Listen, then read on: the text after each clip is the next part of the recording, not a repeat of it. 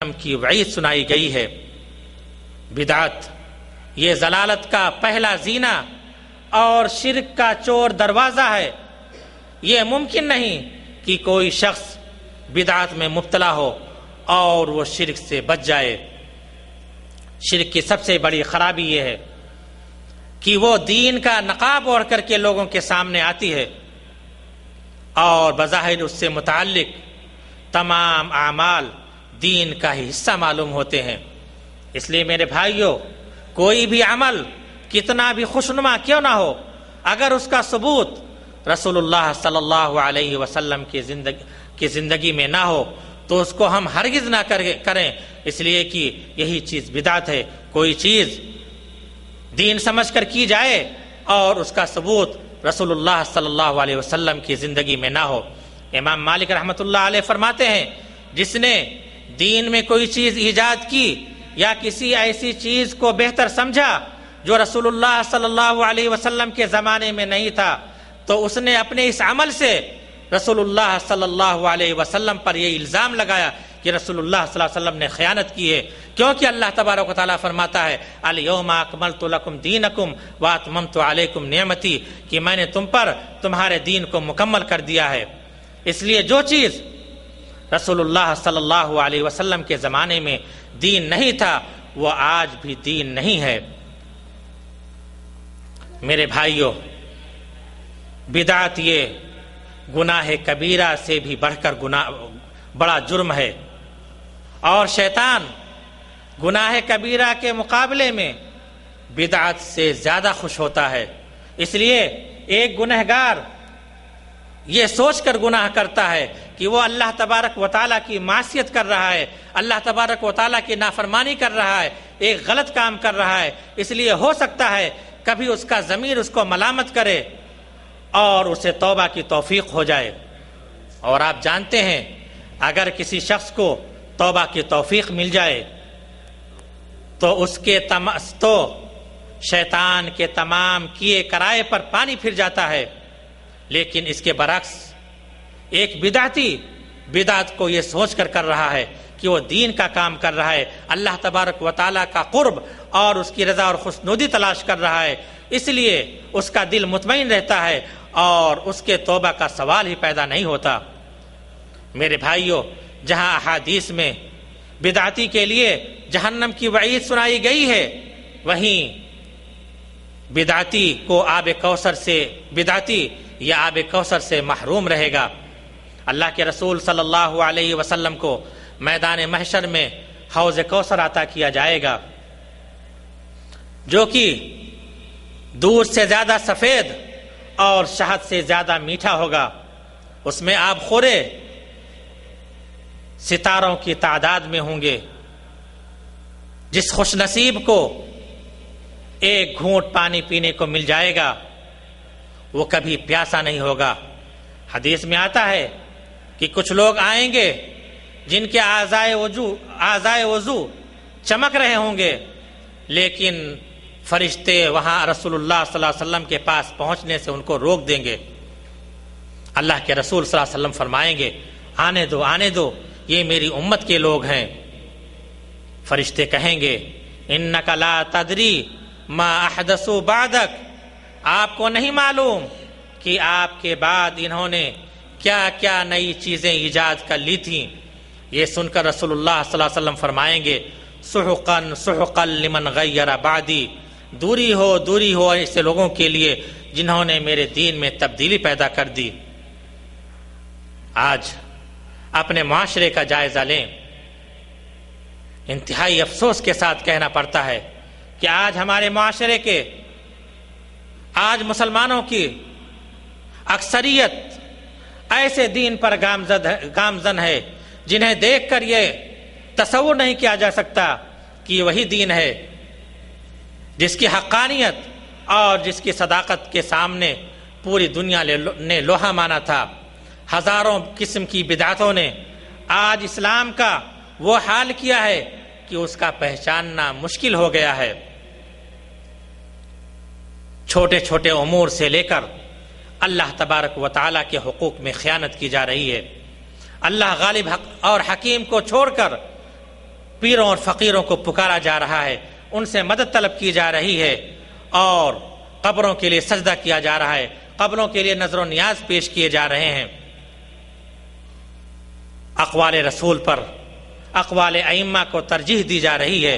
اس کے علاوہ مختلف قسم سال کے مختلف مہینوں میں مختلف قسم کی بدعتیں رائج ہیں۔ چنانچہ محرم میں تعزیہ کی بدعت، ربیع الاول میں میلاد النبی کی بدعت، ربیع الثانی میں 11ویں شریف کی بدعت، اور رجب کے کنڈے، شعبان میں شب برات کی بدعت، رمضان میں جمعۃ الوداع کی بدعت، اس طرح کی کتنی بدعتیں ہیں جو مسلمان اسلام سمجھ کر انجام دے رہے ہیں، اور یہ بدعتیں دن بدن کم ہونے کے بجائے بڑھتی جا رہی ہیں۔ اس کی وجہ یہ ہے کہ آج حق کے ماننے والے اور سنت کے متبعین پر جمود طاری ہے۔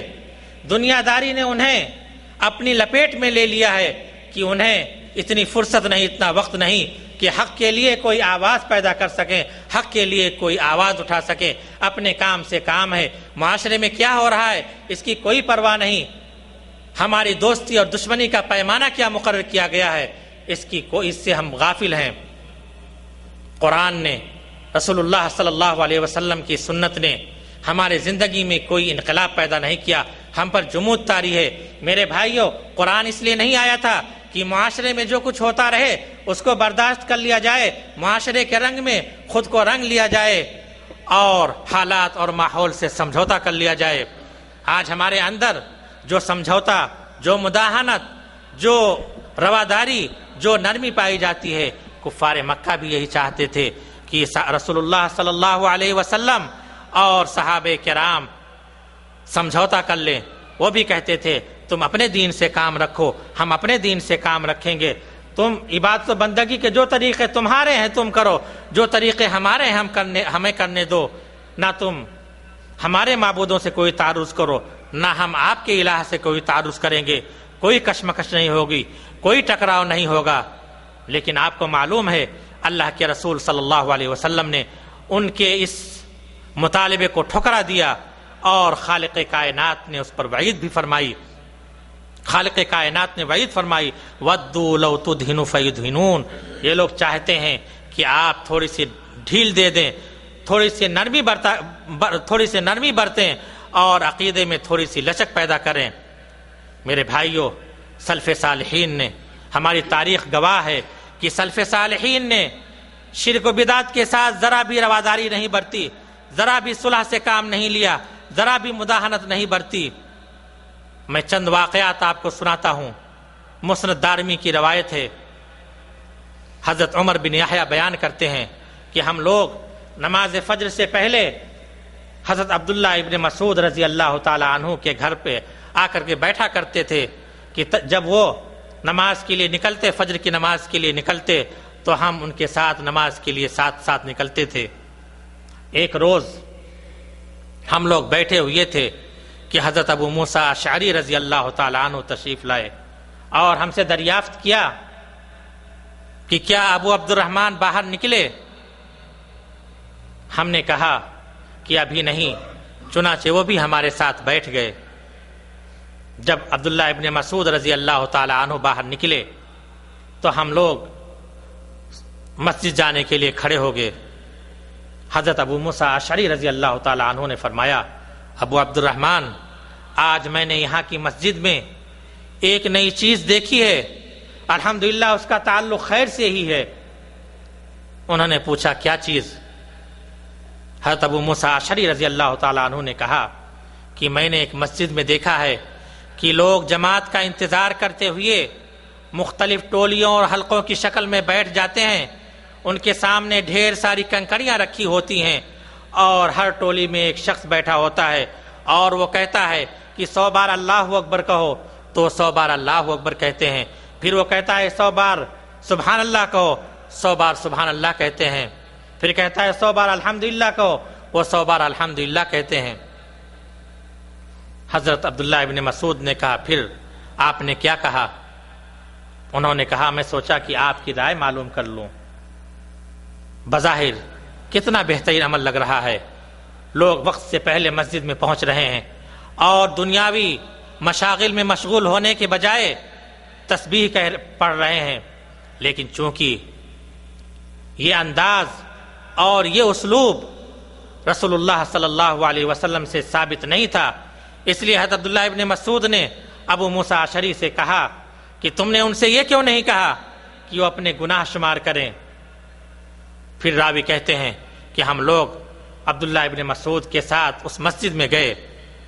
حضرت عبداللہ ابن مسعود جا کر کے مسجد میں ان حلقوں کے پاس کھڑے ہوئے اور تھوڑی دیر کھڑے ہو کر دیکھتے رہے، پھر کہا افسوس امت محمدیہ پر، کتنی جلدی ہلاکت کے دہانے پر پہنچ گئی۔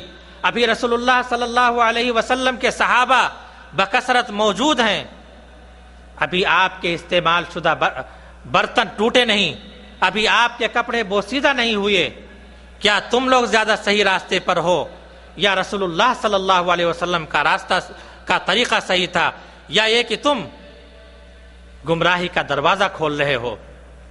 ان لوگوں نے کہا